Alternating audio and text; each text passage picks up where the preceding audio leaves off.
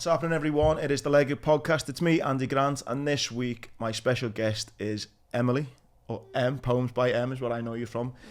Thank you for coming on. Thanks for having me. So, I was just saying off air, I'm like a massive fanboy of you. Probably from Glastonbury. That's when I kind of became aware of you and your poems. Mm-hmm. Is that when, like, you kind of became... What's your Insta say, your friendly neighbourhood poet? Yeah. So I've been writing forever, but that was the one I think that like spurred me on, because that was the one that got like a really good reception. It went mad, didn't it? Mad, yeah. It wasn't just off mine, to be fair, so I put it on.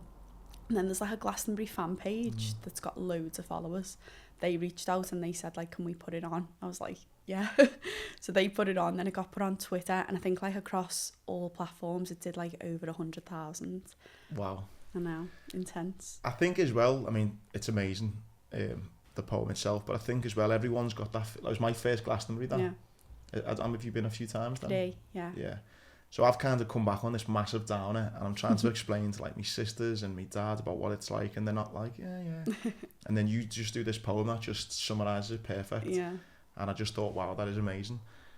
So we'll come back to that in a minute. So you've been writing all your life then? Yeah, so since I can remember really, writing like songs, poetry, little books, magazines and stuff. My nan's still got them all in the loft, like gets them down and stuff and we have a look.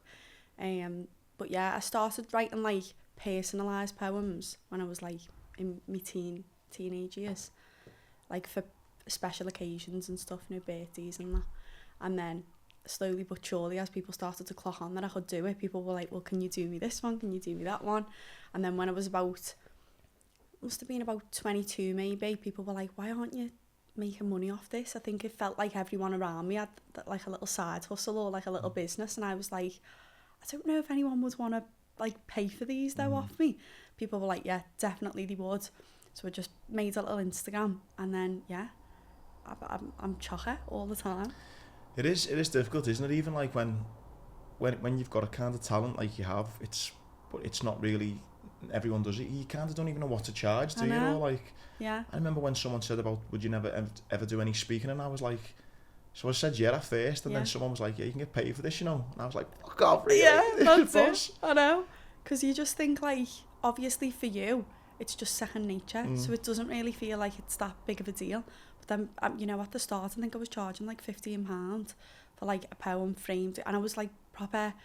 It'd take me a while, to write it, then for the materials and stuff, and then I was like going around delivering them all around the city as well. Probably I was like, making money. This is exactly. I was like, this is not feasible.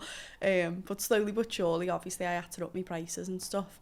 But you feel chocker doing so. Do you know what I mean? I felt chocker charging people, especially like people I knew and stuff.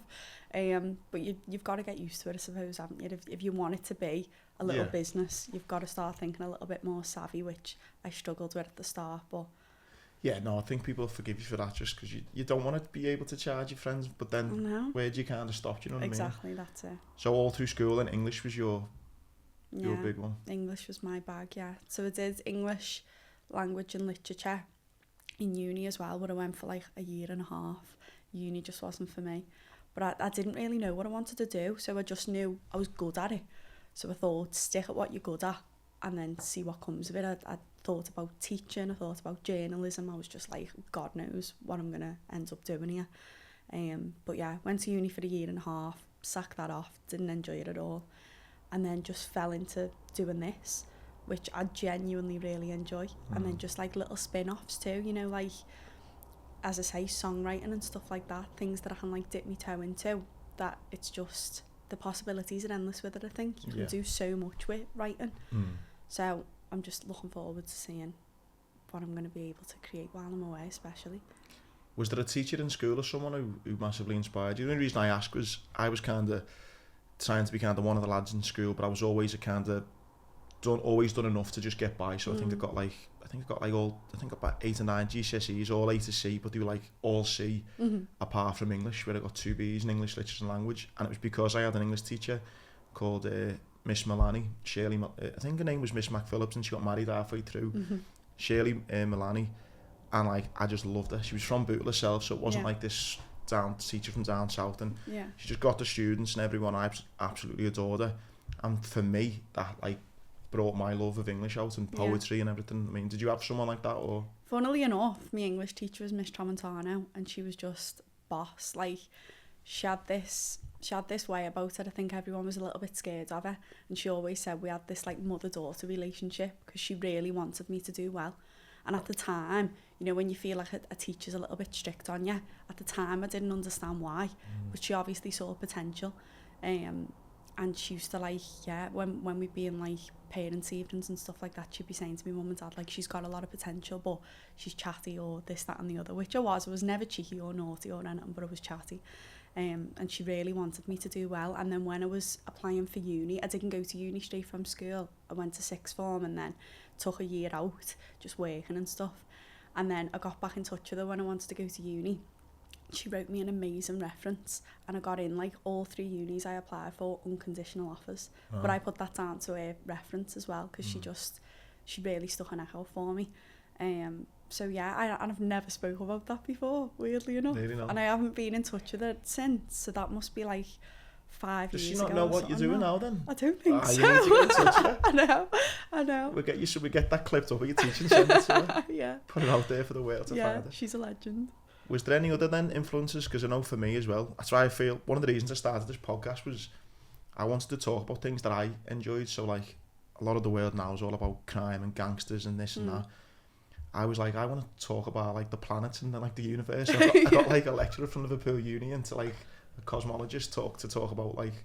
Boss. So for me to speak to you about poetry is boss, because for me, like growing up, another one of my big influences was Muhammad Ali, the boxer. Yeah. And when I used to see how like charismatic he was in his poems and stuff like that, I just kind of fell in love with him for his poetry and his showmanship rather than I did his boxing. Yeah. So was there any other stuff outside of obviously your teacher that, I don't know, that made you fall in love with writing or? Do you know what? My dad was always like quite a quirky writer, and my granddad was the same. We've just got like, when me and my dad would argue, funnily enough, we'd write letters to each other. Like that was our little thing, and we don't do it anymore. We don't really argue anymore, but you know, like when I was like a 16-year-old with all this like teenage angst and we'd like have murder, I'd go upstairs and I'd like cry, write him a letter and then like post it under his door and then he'd write me one back. It was like dead therapeutic, and I always found that really nice. And then like writing me mates little poems and stories and little songs and stuff, as I say, when I was a kid. But in terms of like poetry, like people will sometimes say to me like, have you got a favourite poet? And I'm like, I don't really read poetry, to be really honest. I'm big into music. I listen to anything and everything. So I'm really into like reading song lyrics and understanding, you know, where they come from, reading the background and stuff. But as far as actual poetry goes, sometimes I struggle with it, which is ironic considering that's what I'm looking to do with my life. But yeah, sometimes I think poetry can be a bit difficult, and I think it gets a bit of a bad rep because people, you know, associate it with like this like inaccessible highbrow thing. But it's not. I think like hopefully we can start changing the face of poetry by just being a little bit more upfront and normal about it. Sometimes it's just really vague, and I think people just get bored with it. Yeah, that's what again I was buzzing to speak to you about, because I think, like you say, I used to love poetry. Well, I do, but it weren't something that I ever went in the pub where I went, hey lads, you're on to Ernest Hemingway's latest poem. Do you know what I mean? Whereas when someone can see you, you know, a young girl talking about like life and talking about Glasgow and talking about like all the things you've done, it does make it feel more fun and more relatable. And again, no one, I don't know, maybe people are banging to poetry, but I think for younger people it's like, it's not the same, is it? No, and especially the poetry that you get given in school, like Seamus Heaney, like these war poems, and it's like, they're great, don't get me wrong, and you know, as an older person reading back, the writing's brilliant. You don't appreciate that when you're that age, so you sort of associate poetry, or you've got the other side, which is like Dr. Seuss, and like people just don't, they don't click that it can be this thing that's like really accessible, like therapeutic for people to write, and it doesn't necessarily have to be good. It's subjective. So people message me all the time and say, I always write but I'm rubbish, or they don't rhyme. It's like, there's no rules. As long as if it's meaningful to you, then it's good. So you've kind of got this obviously clear skill. did you find as well the step up from GCSE to sixth form? Because that's one of the things I left after a year of sixth form. I studied English and history at A level, but I found the step up to be massive. Yeah. And I was just like, fuck this, I'm not cut out for this. And then I joined the Marines at 17. Yeah. What was that kind of sixth form in university? You said obviously you didn't like uni. What was that like? Yeah, well, to be fair, I think I was just I sort of slid through school. I was just like quite naturally quite good up until around about sixth form, when you're like, shit, I actually have to start trying now, because it's just not as easy. So yeah, I think I found the jump to sixth form pretty hard, but then uni was a different ball game altogether, because I stayed in the same school for sixth form, so it still felt really familiar. The teachers still knew you, they still sort of treated you as though, they didn't treat us as though we were adults, but you know, we grew up with them type thing. And then you go to uni and it's like, there's no help. Like, you can't really, I didn't feel comfortable to go to anyone for help, really. What uni was this? This is Edge Hill. And I don't want to give Edge, I don't want to slag Edge Hill, but I just didn't enjoy it. I thought I'd like go in, I'd make loads of mates, you know, it'd be this like fun uni experience, and it just wasn't at all. Did you not have thought about moving away? Like Manchester or something? Or Maybe I should have. Maybe I should have. Maybe I was just too comfy, because I wouldn't go in for me lectures and stuff, just because I'd think, oh, I might as well just stay. Sometimes I'd be going all the way to Edge Hill from ours. I live in Walton. It'd take me half an hour to get there, half an hour to get home, and I'd only be in there for 45 minutes, and I'd just think, what's the point? So, yeah, it just wasn't for me. And to be fair, we didn't do anything to do with poetry in uni. It was all, we did sort of like linguistics and stuff, which I actually found pretty interesting. But then at the time, I was having a bit of a crisis as like, what is it that I actually want to do? Is this going to benefit me in the long run? And I'm getting myself into all kinds of debt, and for what?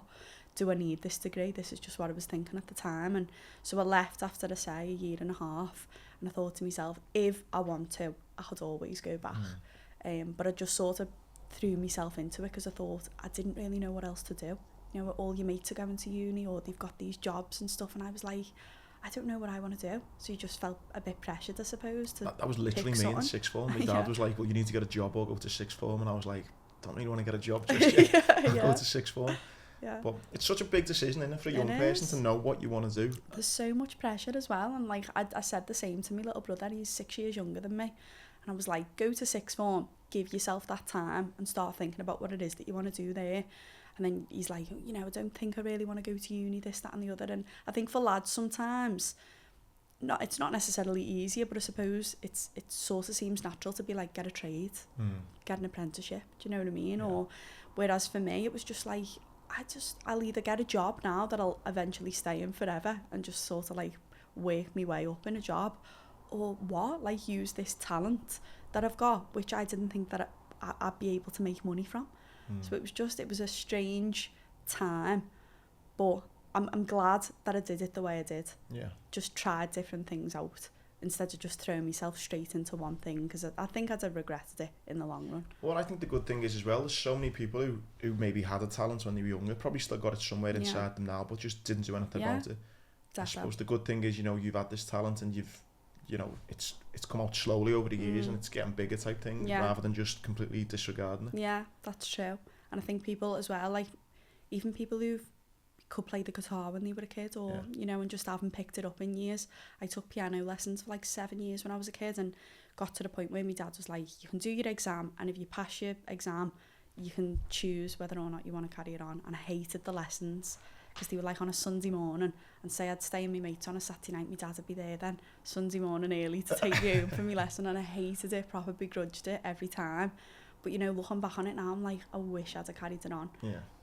So it's, I'm sure there's so many people who were like that. And the other thing as well, with the likes of, say, poetry, and even mad, like playing the guitar you just mentioned then, it's looked upon in certain ways. Like, we had Jamie Webster on.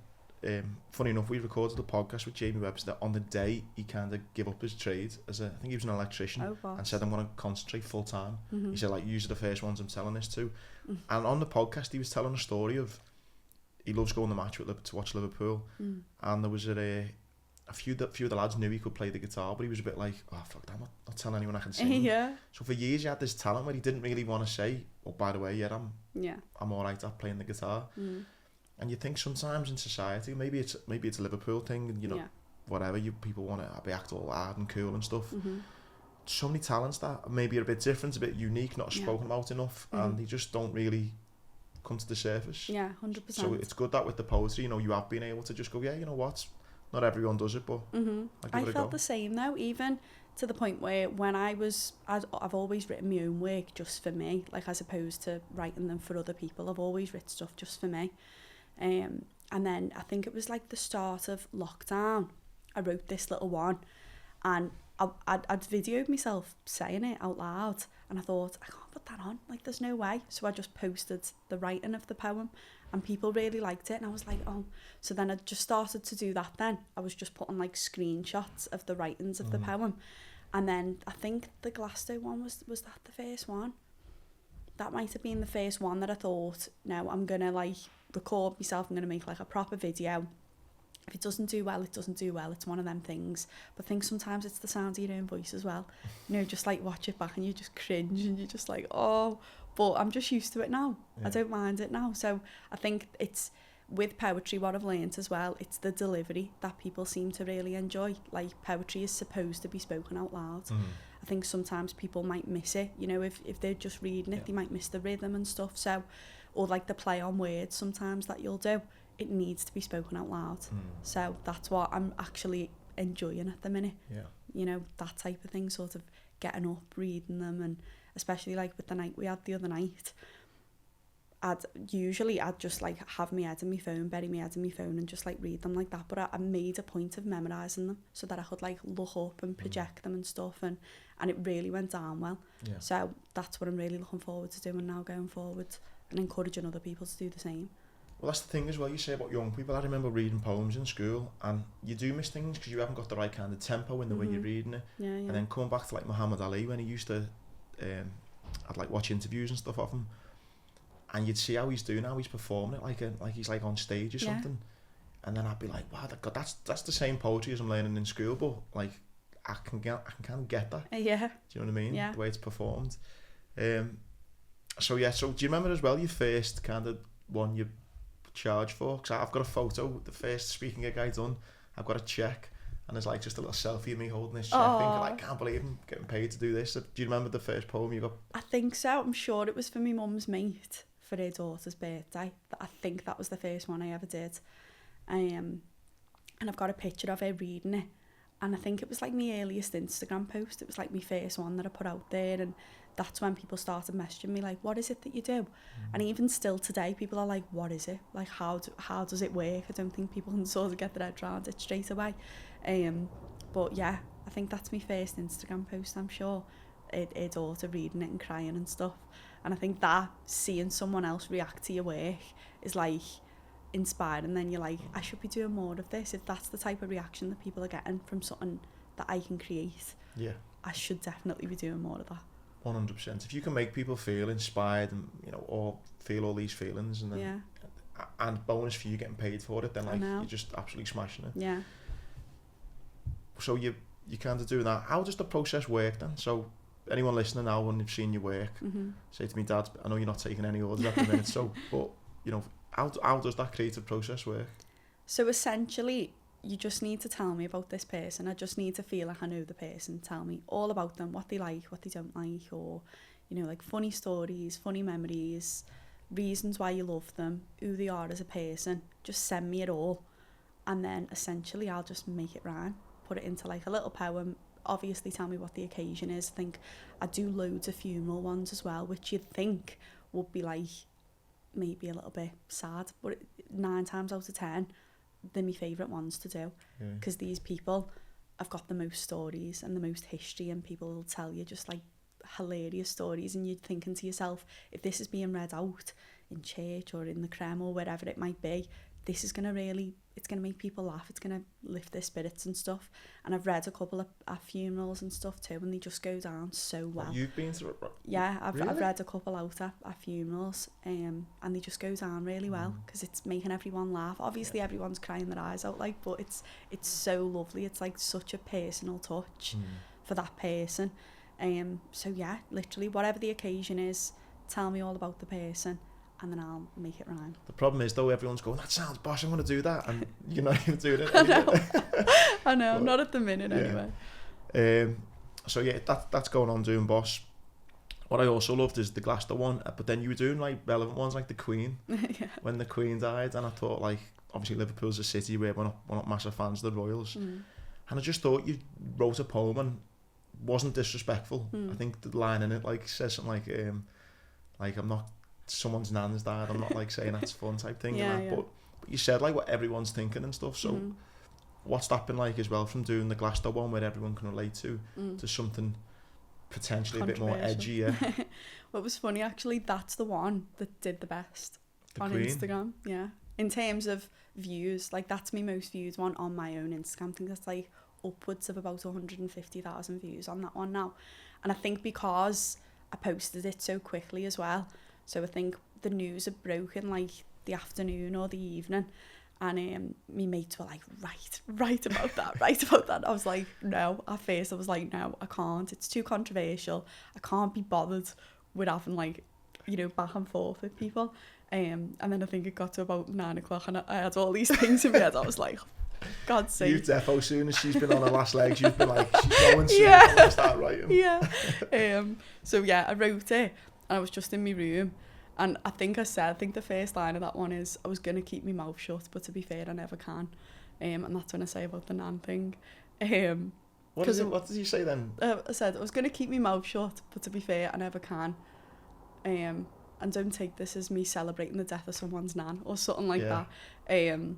Because I wanted to make sure, you know, at the end of the day, I'm not saying it's a good thing that she's died. That wasn't the aim. It was more like it was a call for a redirection of love, because people were posting it to their stories and being like, oh, isn't this really sad? And of course it's sad when anyone dies. But my point being was that we were going through the start of this cost of living crisis, and the BBC were putting on, oh, it's, you know, it's old news now essentially because the Queen's died. And it's like, there's more important things going on in the world. That was my point. And still I was prepared for a little bit of backlash, and it's funny because I got a little bit, but then the comments, if ever there was like a negative comment, I'd have a flood of scousers jumping on me like, sorry, calling them for all kinds, which is just typical, isn't it? So it was funny more than anything. It was just funny to have these conversations with people, and 9 times out of 10 they were saying things and I was like, but you haven't really understood the message of the poem. Then I'm not trying to get at anyone, it's literally just facts. I'm just that's all I'm getting at, in a funny poetic way. So yeah, it was funny.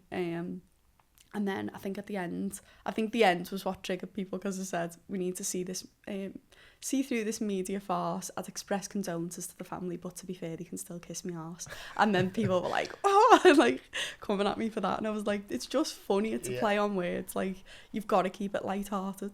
But yeah, that was the one, strangely enough, that seemed to do the best. Maybe because it was the most socially relevant at the time.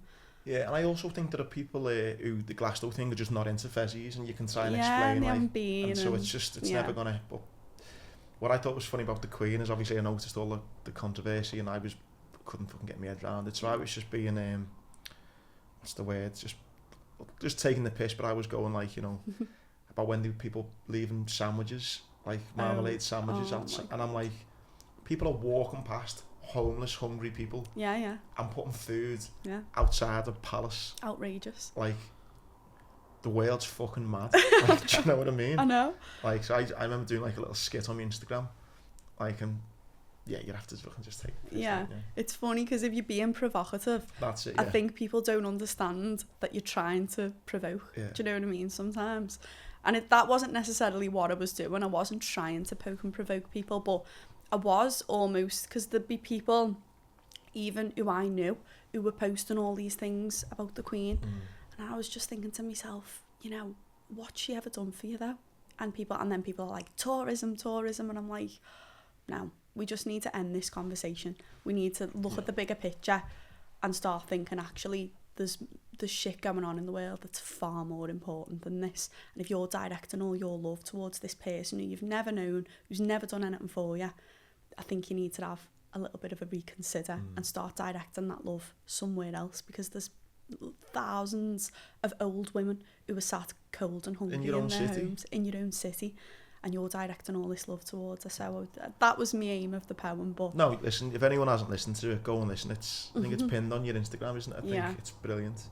On that tourism one, dead quickly, I've got my favourite like podcaster, YouTuber, a guy called True Geordie, and he says that whole tourism argument, he goes like, people are acting like there's someone standing outside Buckingham Palace charging a £5. Everyone takes a picture of Buckingham Palace. I know. Like, people would still come to England and London if they weren't in there. If the fucking Queen was there or not. Exactly. Like, don't get it twisted, do you know what I mean? Exactly.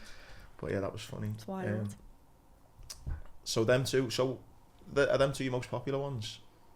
I think so, you know, or I think I did one on World Mental Health Day, and that seemed to do pretty well as well. Again, because it was pretty socially relevant, so I think all you'd see on Instagram was people posting stuff about World Mental Health Day. There was loads of videos of people sharing their own stories as well, their own struggles with mental health. And like I had a bit of a wobble on that day, because I was like, I'd written it and I thought, I don't know if I'm qualified to speak on this, because I've not really struggled. I've been really lucky. I've not struggled massively with my mental health.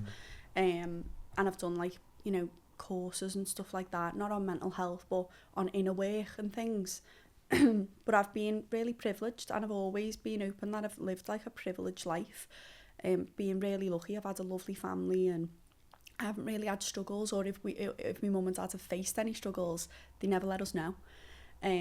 But I suppose trauma and stuff is subjective, obviously. You know, someone might go through something genuinely horrific and deal with it far better than someone else. So yeah, I thought, do I speak on this topic? Am I qualified to speak on this topic? But I just made a point to say, I haven't struggled, but I'm inspired by everyone else who's sharing their own struggles.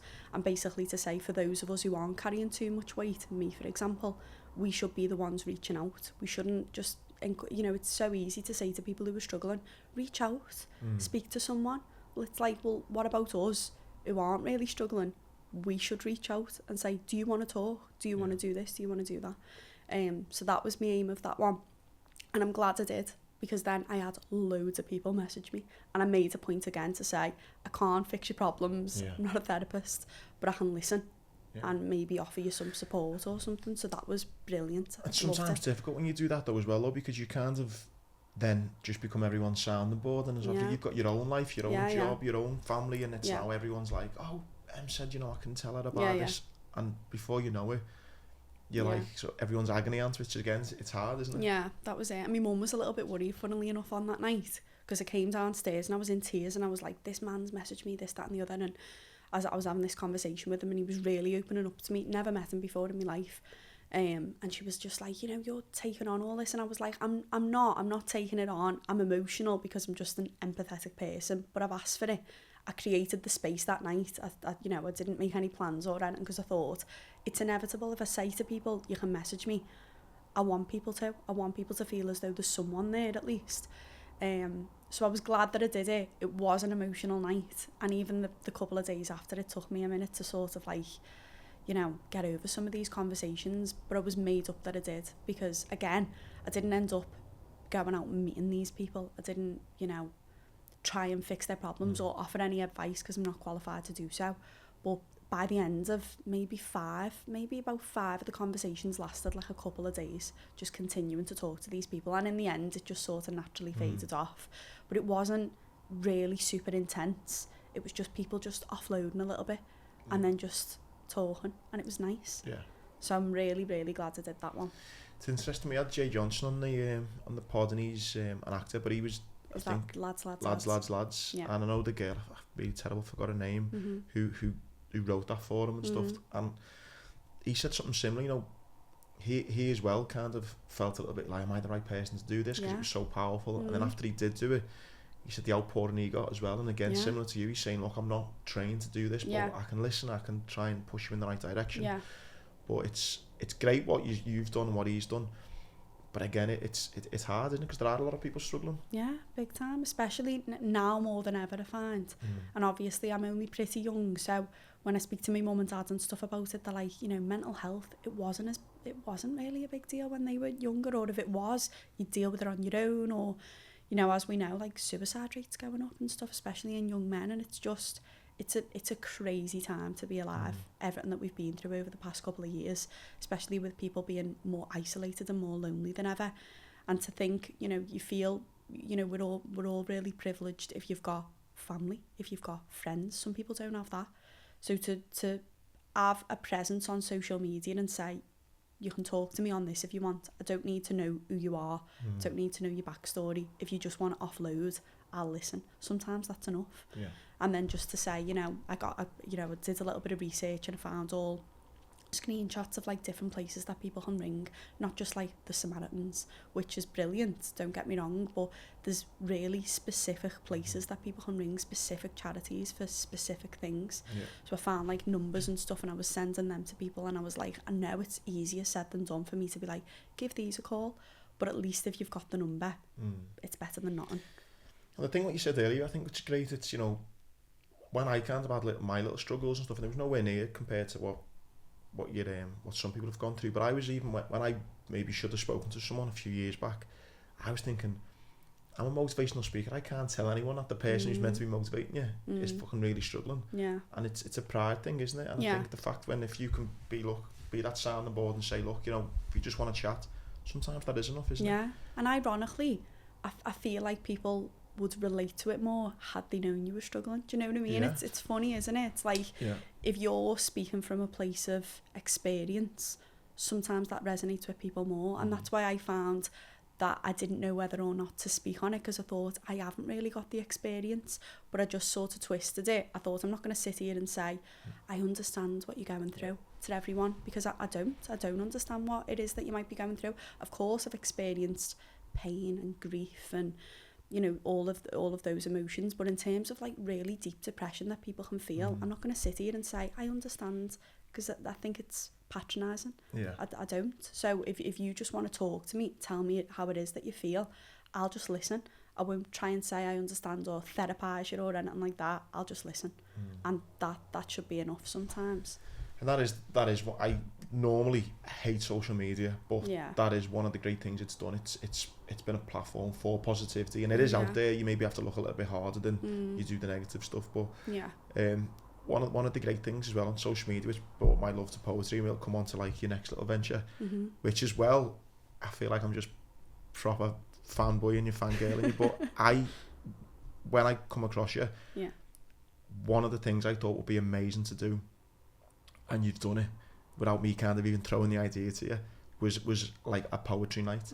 Because one of the big things I love, I don't know if you've seen it on YouTube, it's called Def Jam Poetry. Oh yeah, I have seen so it. It's like this, I don't think they do it no more, maybe it was like the 90s or something. And it's like this cool kind of New York, Brooklyn vibe, like dim lit room. It's like a poetry recital, and it's like Kanye West was on it before. He was like, like he said some of the I think it's Gold Digger and All Falls Down. He's done those songs, but in as poetry form, before they were even songs. Like DMX was on it, Dave Chappelle's been on it. Just some amazing people. Anyway, I randomly come across it, and it's unbelievable. Don't get me wrong, it's got that cool kind of American vibe, which maybe isn't our culture, and it's like, but it's amazing. And I thought, like, but again, because poetry is a thing that I'm not going to stand in a pub and went, hey, have you seen Def Jam Poetry last night? So I've kind of had this little thing that I love and I watch now and again. And I've never really been able to share it. And I saw you being cool and open with poetry, and I was like, I wonder if she's ever thought about doing one of these nights in the pool, because I'd go to it. And then lo and behold, about a week ago, I see, I'm going to do a little poetry night. I was like, fuck. So where did that idea come about then? Do you know what? It's funny. So I've wanted to do that for ages. I said it to my mates back in September. I wish I'd just fucking messaged you now months ago. Yeah, no, you should have. But I told my mates back in September, I was like, I think it would be really nice if I did like a little poetry night, encourage people to come down, and my mates were like, yeah, defo, we'll do it. Anyway, just sort of forgot about it, as you usually do with ideas like that. And then recently, my friend Mick rang me, and he's a really talented musician, Mick Williams, and he was like, do you want to do like a little night where like I do a bit of live music and you do a bit of poetry? And I was like, yeah, 100%. And I think maybe because it was somebody else being like, I'll do it with you, sometimes you need that extra bit of, you know, assurance to be like, this is a good idea and we can pull it off. especially because he knows people like in the circuit and stuff, and he knew a few people that he could ask, because that was it as well. I thought, I don't really know that many people who do write, or even if I put it on, I might get 2 people message me, and then what am I going to do? I can't stand there all night. So then, yeah, we put it on, and just got loads of people straight away messaging. They were just like, you know, I write, I've never done anything like this before where I've stood up and read, but this just feels right. And I just wanted to create like a dead safe space for people to stand up and share their work, because it's so intimidating, especially when it's your own work. I find like with songs sometimes, and I'm not taking anything away from musicians, but sometimes the song itself does the talking. People aren't necessarily listening to your lyrics. They're listening to maybe the melody of the song. I mean, I listen to lyrics, but I know my dad, for example, because we've had these conversations, he's like, I never listen to lyrics. I just, you know, if the song sounds good, it sounds good. So I think when it's like your words, especially when you've poured your heart out into like these really intense, deep poems, sharing that with a room of strangers is so intimidating. But yeah, we got loads of people message. Like, I think 3, so I think we had 6 poets on, and then live musicians afterwards, maybe about 3 or 4 musicians. But all of the poets, I think I only knew 2 of them beforehand. I have met some gorgeous people on Saturday who've just come down and stood up. The lad who got up first, Matty, was brilliant. He was like, you know, he was nervous when he came in, and he just held the room. He was like, I said, are you okay to go first? Because I thought, am I going to have to go first because I'm the host? And then he was like, no, I can do it, I think. And it was just so inspiring. Literally, I had tears in my eyes for every single one. Some of them were really deep, really intense. Some of them were really light-hearted. Every single one, everyone was just captivated in the room. And I just thought, we could be doing this all the time. I mean, mad time, and considering I'm going away for like 4 months. But I think they're going to carry it on and sort of do it while I'm away. Do like a couple of little nights, and then when I'm back, I've got like all these boss ideas. I just want to put on like, you know, big events where we can have loads of people. And because we had it in like quite an intimate space, we had to be really limited on tickets and stuff, which was nice, because I think start off small and work your way up. But yeah, I've got all these boss ideas now of when I come back, hosting like poetry workshops or doing like poetry nights. Just as I said before, the possibilities are endless with it, because it's like a creative space. People can come and do whatever they want. Yeah, and that's the thing. One of my favourite sayings is, you don't know what you don't know. Yeah. Like, here's me sitting here for years thinking no one else likes poetry, and then you pop up 6 months ago and I'm like, oh, fucking hell, someone else. Yeah. And then before you know it, there's all these other people. Yeah. And I think Liverpool, we had Dave Kirby on, who's a writer. He's done loads of poems himself. In Liverpool, I don't know what they got in the water, but it's like there's so much creative talent. You know, from Jodie Comer, Stephen Graham. Yeah. You know, all the amazing actors, writers from this city. It's stupid to think that actually we're thinking, here's me thinking I'm the only one, when you, thanks to you and opening up there, you've realised. So I definitely think you need to be putting more on, because I think that's something that'll just grow and grow. I agree. And I think especially with like the music scene and stuff as well, I think like everyone knows someone who's like a musician around town nowadays, and it's like all these lads will maybe sit in the room, and girls too, but I know like a good few lads who like sit in the room, they've got these boss songs that they've written themselves, but they're going out every week and it's Wonderwall, you know, and it's great, and you've got to make money, I suppose, but it's just encouraging people to share their words in whatever aspect, but especially for the poetry, because it's not as socially accepted. I don't think it's just normal for us to go into town and someone will be doing a gig, whereas if someone's standing there doing poetry, again, there's that misconception that it's going to be this boring thing, and it wasn't. I think everyone in the room, again, my little brother's like 6 years younger than me, he'd just come from the match, so he was made up because Everton had won. He's half cut, he comes into this place and he's sat there and he's like listening to poetry. I said, you don't have to be here if you don't want to, you know, and he's like, no, I want to. And then by the end, when all the poets have been on, I was like, how did you find it? And he was like, it was boss that.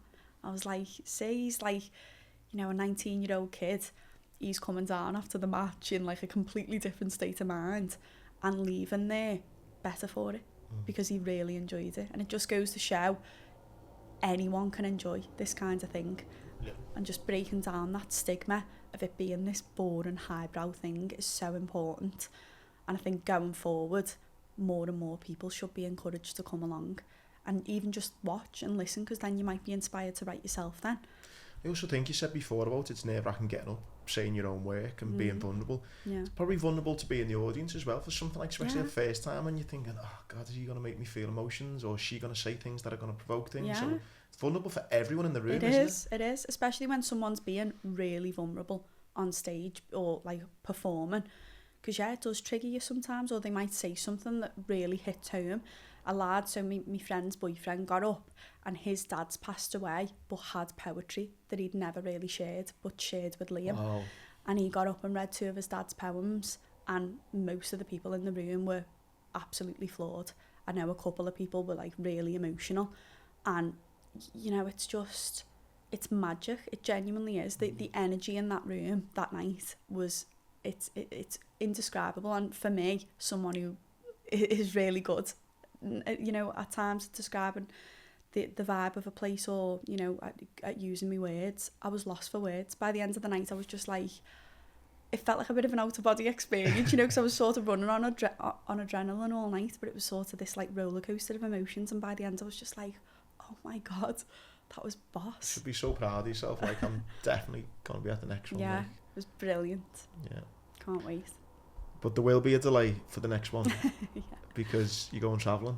Yeah, so I think they're gonna sort of carry the torch while I'm away, maybe put on like another couple of little nights, because I think we've got the ball rolling now again at a bit of a mad time for me.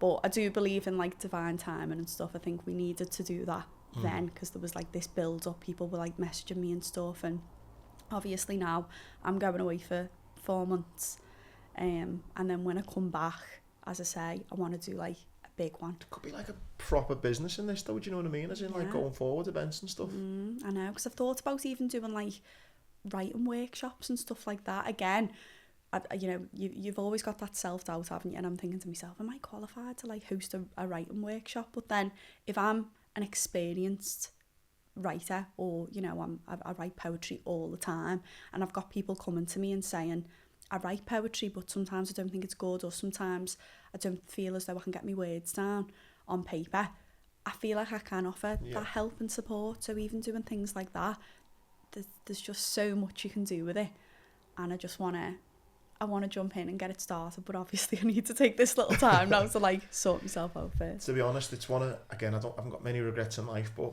I don't regret joining the Marines as well. Loved, if someone had said to me, look, you'd be sitting here now at 34 with one leg, do you still want to go and do it? I would, because I've loved my life, and in many ways getting blown up was one of the best things that's ever happened to me, weirdly. So I wouldn't change anything.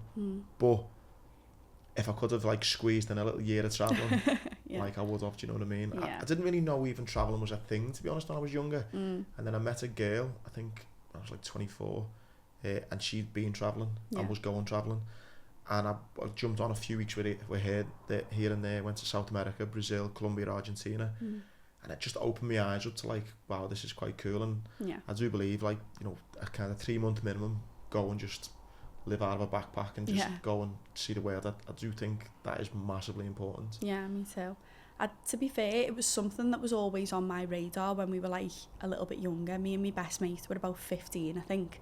We were like, imagine we could go travelling when we're older and stuff. And then people were doing it at like 18 before going to uni and stuff. And it was like, that was the vibe. And at the time, I just thought to myself, like, I'm not ready. Like, I don't think I could go travelling with my mates for that long on our own. Just wasn't ready.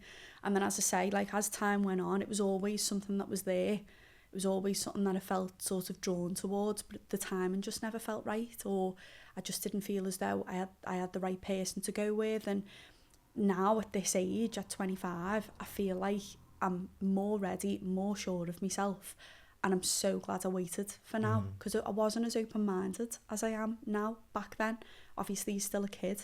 You do a great line as well, and you say like, we've got adult money now or something. Yeah, because we were sat on the beach when we made this decision, and we just £3 ice cream. Yeah, we just kind of got a £3.99.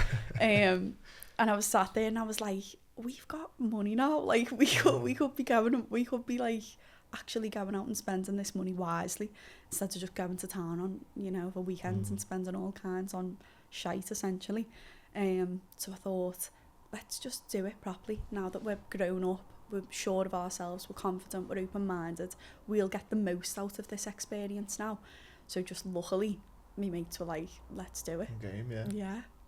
So when do you go next? Well, this will probably be out when you're away. So where are you going then, travelling? Make everyone jealous. Yeah. So a week today, we'll land in Bangkok, and then spend a couple of days there. Then we're going up north Thailand to like Chiang Mai, then down south.